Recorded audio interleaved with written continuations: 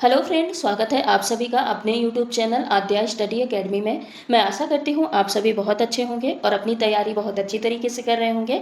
पिछली क्लास में हमने प्रकाश के परावर्तन यानी दर्पण के बारे में ट्रिक के माध्यम से और साथ ही डायग्राम के माध्यम से हमने पढ़ा था। यकीन मानिए इससे बेस्ट ट्रिक नहीं हो सकती, क्योंकि दर्पण टॉपिक से सबसे ज़्यादा प्रश्न भी बनते हैं और दर्पण से ही आपको कन्फ्यूजन भी सबसे ज़्यादा क्रिएट होता है कि कहाँ पर वस्तु की स्थिति होगी तो प्रतिबिंब की स्थिति क्या होगी, प्रतिबिंब कहाँ पर बनेगा, प्रतिबिंब का नेचर कैसा होगा, वास्तविक होगा, आभासी होगा या उल्टा होगा। सबसे ज़्यादा कंफ्यूजन आपको यहीं पे रहता है दर्पण टॉपिक में।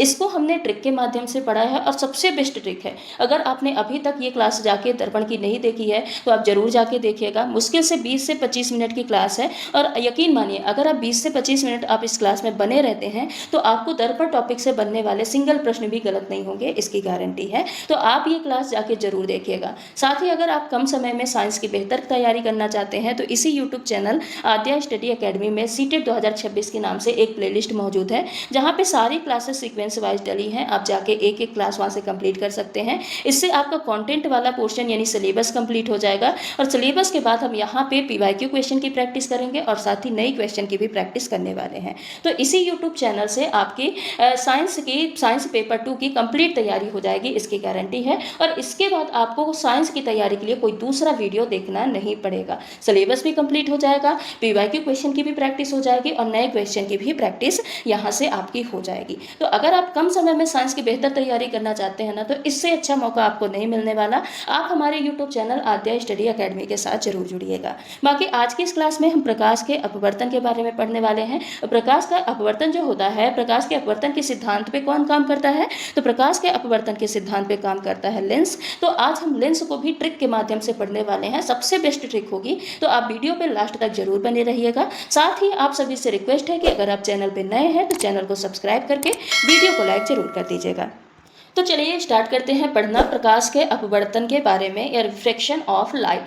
प्रकाश का अपवर्तन होता क्या है? तो जब सूर्य से प्रकाश की किरणें किसी माध्यम से, किसी एक माध्यम से किसी दूसरे माध्यम में जाती हैं तो अपने मार्ग से विचलित हो जाती हैं या अपने पाथ को भूल के दूसरे पाथ में ट्रैवल करना स्टार्ट कर देती हैं, तो इसी को हम क्या बोलते हैं? प्रकाश का अपवर्तन बोलते हैं। लेकिन प्रकाश में जो अपवर्तन की घटना होती है उसके लिए दो माध्यम का होना जरूरी है। अब माध्यम कौन कौन से होते हैं? सॉलिड होता है, लिक्विड होता है, गैस होता है। ठीक है, क्या होता है? सॉलिड होता है, लिक्विड होता है और गैस होता है। तो अगर प्रकाश की किरणें, एक निर्वात भी होता है, अगर प्रकाश की किरणें इन माध्यमों में से किसी एक माध्यम से दूसरे माध्यम में प्रवेश करती है तो वो क्या करती है? अपने पाथ से विचलित हो जाती है। इसी को हम क्या बोलते हैं? प्रकाश का अपवर्तन। वही यहाँ पे लिखा भी है कि जब सूर्य से आने वाली प्रकाश की किरण एक माध्यम से दूसरे माध्यम, चाहे वो सघन से विरल हो चाहे विरल से सघन हो, इसमें प्रवेश करती है तो वो दो कंडीशन शो करती है। या तो वो अभिलंब यानी जो नॉर्मल होता है उसकी ओर झुक जाएगी या तो अभिलंब से दूर हट जाएगी। इसी क्रिया को हम प्रकाश का अपवर्तन कहते हैं। यहाँ पे आप डायग्राम में भी देख सकते हैं कि रिफ्रैक्शन ऑफ लाइट क्या होता है।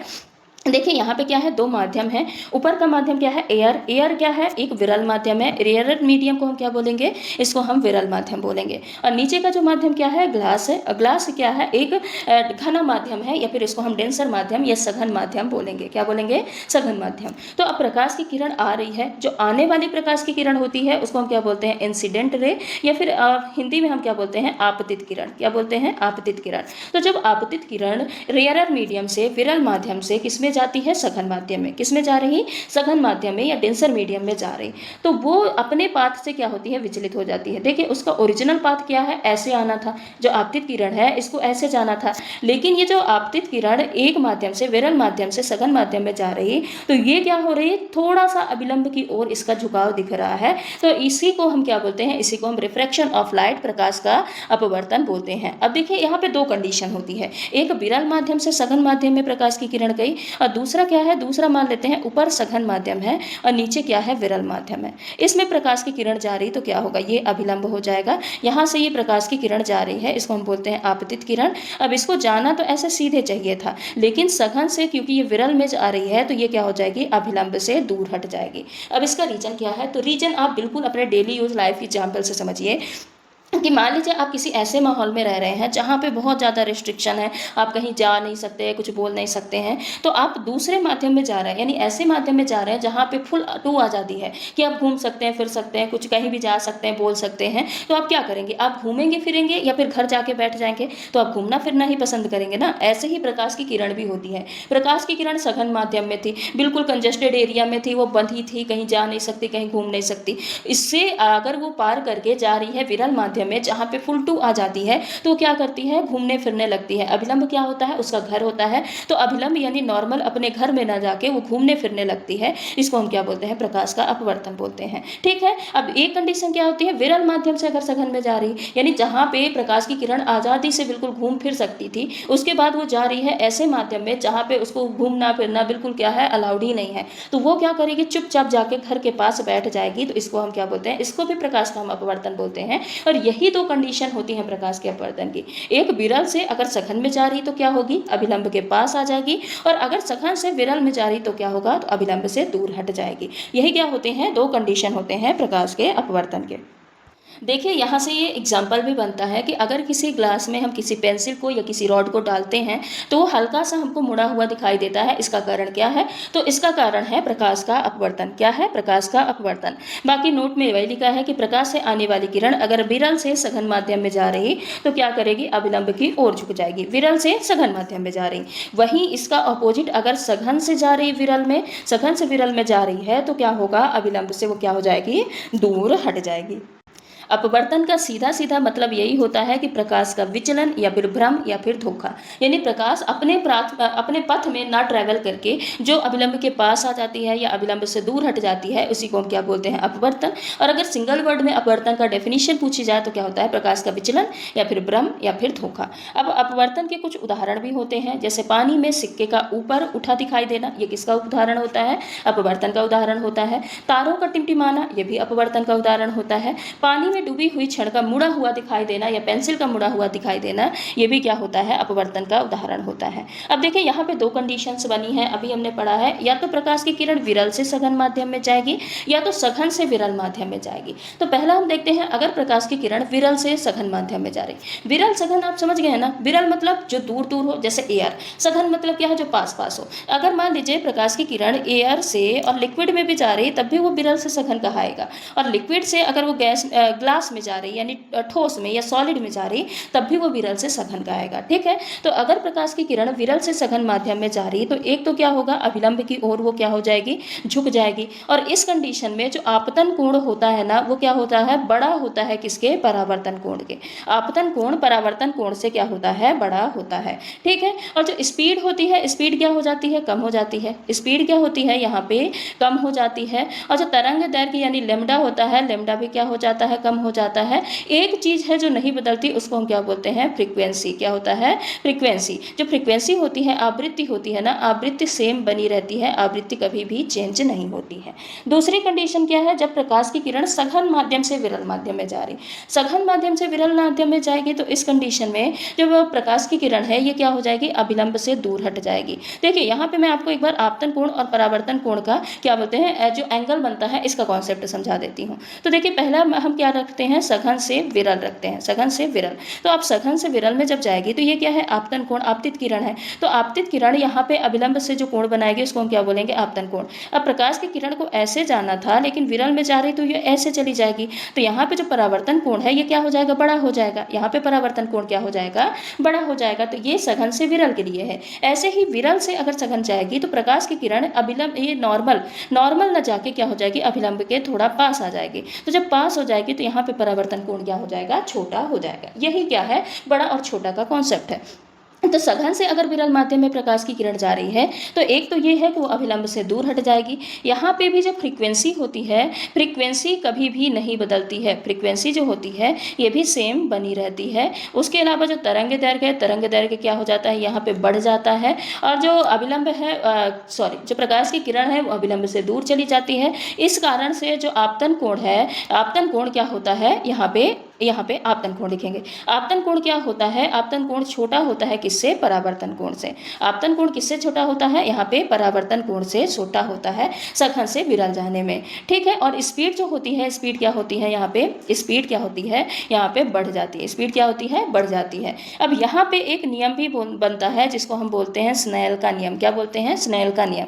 तो स्नेल के नियम का फॉर्मूला क्या होता है? स्नेल के नियम का फॉर्मूला होता है mu equal to sine i upon sine r. क्या होता है? Mu equal to sine i upon sine r, जहाँ पे आई आपतन कोण को बता रही है और आर किसको बता रहा है? परावर्तन कोण को बता रहा है। इसको हम बोलते क्या है? इसको हम स्नेल का नियम बोलते हैं। तो आपको ये भी याद रखना है। इसके बाद हम पढ़ते हैं लेंस को। अब लेंस क्या होता है? लेंस एक प्रकार का कांच होता है या एक विशेष प्रकार का कांच होता है जो कि अपवर्तन के सिद्धांत पर कार्य करता है। ठीक है, लेंस क्या करता है? अपवर्तन के सिद्धांत पे कार्य करता है।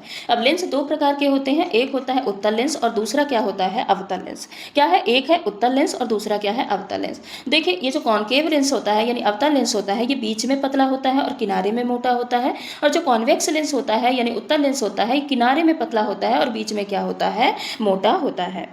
तो सबसे पहले हम पढ़ते हैं उत्तल लेंस के बारे में या कॉन्वेक्स लेंस के बारे में। तो अभी हमने पढ़ा है कि जो उत्तल लेंस होता है ये बीच से मोटा होता है और किनारे में क्या होता है? पतला होता है।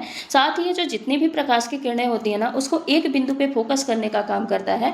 इसीलिए हम इस लेंस को क्या बोलते हैं? कन्वर्जिंग लेंस बोलते हैं। क्या बोलते हैं? कन्वर्जिंग लेंस बोलते हैं। कन्वर्जिंग या फिर इसको अभिसारी लेंस भी कहा जाता है।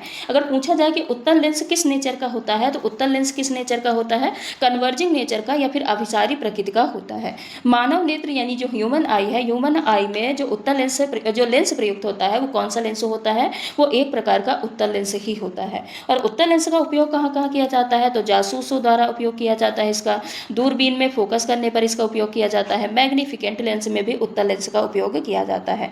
उत्तल लेंस की जो क्षमता होती है हमेशा कैसी होती है? धनात्मक होती है। और उत्तल लेंस में जो बनने वाला प्रतिबिंब होता है वो कैसा होता है? वस्तु से उल्टा, वस्तु से बड़ा और वास्तविक होता है। चलिए प्रतिबिंब को हम बनाते हैं कि प्रतिबिंब उत्तल लेंस में बनता कैसे है और उसका नेचर कैसा होता है। तो ये हो गया एक प्रकार का उत्तल लेंस। अब यहाँ पे हम बना देते हैं एक प्रिंसिपल एक्सिस। ये क्या है? ये एक हो गई प्रिंसिपल एक्सिस। और यहाँ पे जो डॉटेड होता है लेंस को बीच से काटता है, इसको हम बोलते हैं ऑप्टिकल एक्सिस। इसको हम क्या बोलते हैं? इसको बोलते हैं हम ऑप्टिकल एक्सिस। ठीक है, इसको हम ऑप्टिकल एक्सिस बोलते हैं।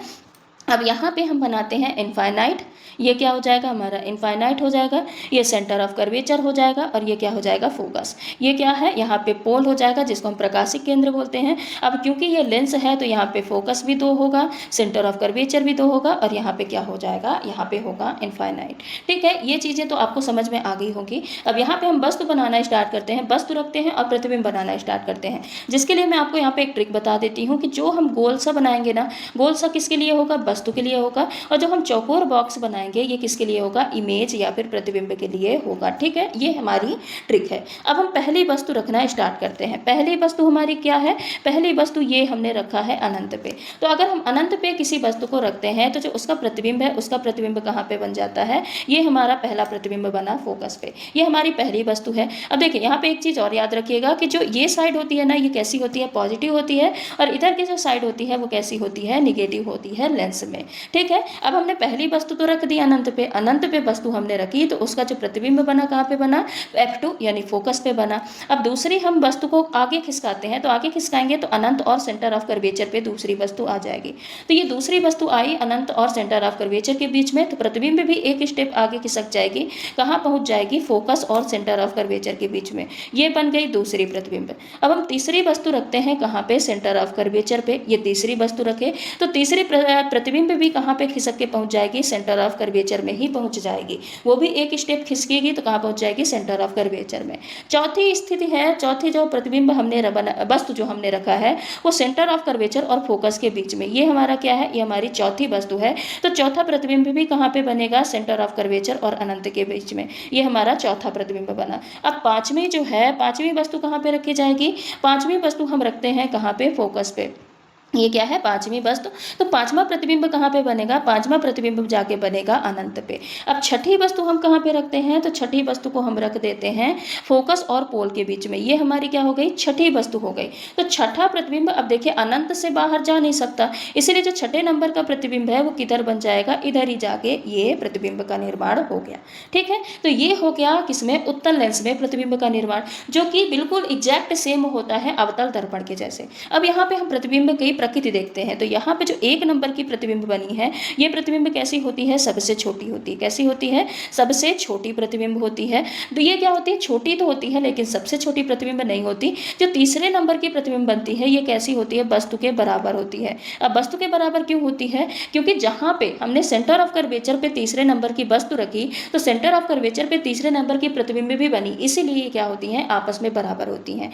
चौथे नंबर की प्रतिबिंब कैसी होती है, वस्तु से बड़ी होती है लेकिन सबसे बड़ी नहीं होती। और पांचवें नंबर की जो प्रतिबिंब होती है ये कैसी होती है, सबसे बड़ी होती है। कैसी होती है, सबसे बड़ी प्रतिबिंब होती है। और जो छठे नंबर की प्रतिबिंब ये बनी है ना, दर्पण के जिधर वस्तु रखे उधर ही बनी है, तो ये कैसी होती है, बड़ी तो होती है लेकिन सबसे बड़ी नहीं होती है। अब इधर जो प्रतिबिंब बने हैं ये सारे प्रतिबिंब 1 2 3 4 5, ये जो सारे प्रतिबिंब होते हैं, सारे प्रतिबिंब कैसे होते हैं, वास्तविक होते हैं। कैसे प्रतिबिंब होते हैं, वास्तविक प्रतिबिंब होते हैं। और वास्तविक के साथ साथ कैसे होते हैं, उल्टा प्रतिबिंब होते हैं। कैसे होते हैं, वास्तविक और उल्टे प्रतिबिंब होते हैं। सिर्फ एक ही ये जो 6 नंबर का प्रतिबिंब बना है यही कैसा होता है, आभासी होता है। बाकी सारे प्रतिबिंब वास्तविक और उल्टा होते हैं। तो ये क्या है, ये है उत्तल लेंस में प्रतिबिंबों का निर्माण। आई होप आपको ये ट्रिक अच्छी लगी होगी और समझ में भी आई होगी। अगर आपने कॉनकेव मिरर पढ़ा है तो कॉनकेव मिरर और कॉन्वेक्स लेंस जो होता है सेम इमेज फॉर्मेशन की प्रोसेस को शो करता है। तो ये क्या हो गया, उत्तल लेंस में प्रतिबिंबों का निर्माण हो गया।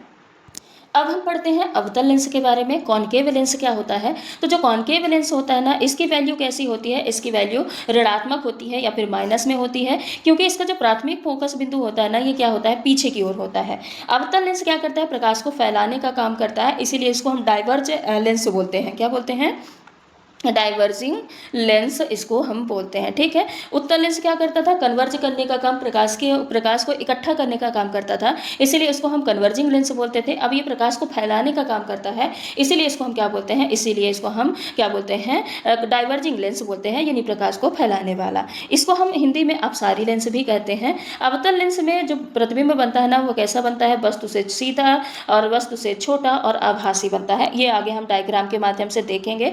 और अवतल लेंस का उपयोग किसमें किया जाता है, हेडलाइट में, किसान टार्च में, सोलर कुकर में अवतल लेंस का उपयोग किया जाता है। तो ये हो गया एक प्रकार का अवतल लेंस।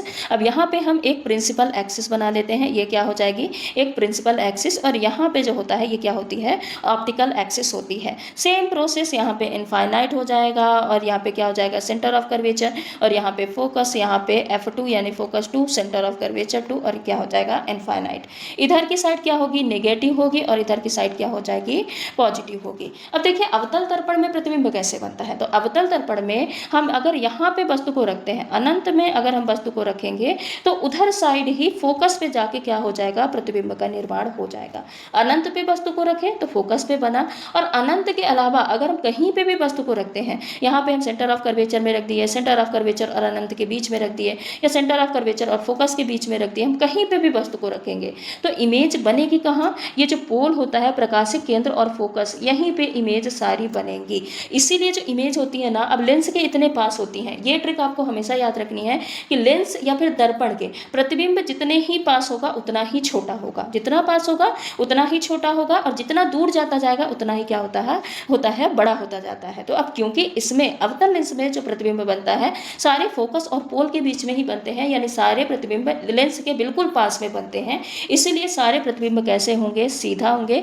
सारे प्रतिबिंब कैसे होंगे, सीधा होंगे, छोटे होंगे और आभासी होंगे। कैसे होंगे, सारे प्रतिबिंब सीधे, छोटे और आभासी होंगे। तो ये आपको याद रखना है। आई होप आपको उत्तल लेंस और अवतल लेंस में प्रतिबिंबों का निर्माण कैसे होगा, प्रतिबिंबों की प्रकृति कैसी होगी और प्रतिबिंब की साइज कैसे होती है, ये कॉन्सेप्ट क्लियर हो गया होगा। तो आज की क्लास में हमने क्या पढ़ा, प्रकाश का अपवर्तन पढ़ा, साथ ही उसके हमने 2 कंडीशंस पढ़े अच्छे से। उसके अलावा हमने लेंस पढ़ा, और लेंस में अवतल और उत्तल लेंस में उसका उपयोग क्या होता है, इनकी प्रकृति कैसी होती है सीखा और खासकर इमेज का फॉर्मेशन कैसे होता है, प्रतिबिंबों का निर्माण कैसे होता है, ये हमने डिटेल में ट्रिक के माध्यम से और डायग्राम के माध्यम से पढ़ा। तो आई होप आपको ये क्लास पसंद आई होगी। तो चलिए आज की क्लास को यहीं पे हम समाप्त करते हैं। मात्र 15 मिनट में हमने लेंस को इतने अच्छे से सीख लिया है ना कि आपको इससे अच्छा आपको कहीं भी वीडियो नहीं मिलेगा लेंस के बारे में। तो आप ये वीडियो ध्यान से देखिएगा, अच्छे से देखिएगा और इस ट्रिक को आप नोट डाउन जरूर कर लीजिएगा। लाइफ में कभी भी लेंस टॉपिक आपको पढ़ने की जरूरत नहीं पड़ेगी। इससे कहीं भी किसी भी एग्जाम में प्रश्न बनते हैं ना तो आपसे वो प्रश्न आसानी से बन जाएंगे।